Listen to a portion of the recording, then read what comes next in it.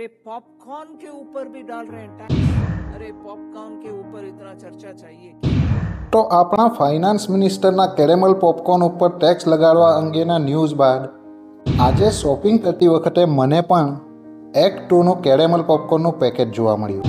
10 રૂપિયાની સામે પોપકોર્નની ક્વોન્ટિટી સારી છે અને સ્વાદની વાત કરીએ તો નોર્મલ પોપકોર્ન જેવા ક્રન્ચી અને સોલ્ટી સ્વાદની સાથે કેરેમલનો મીઠો ટેસ્ટ આ પોપકોર્નને યુનિક બનાવે છે।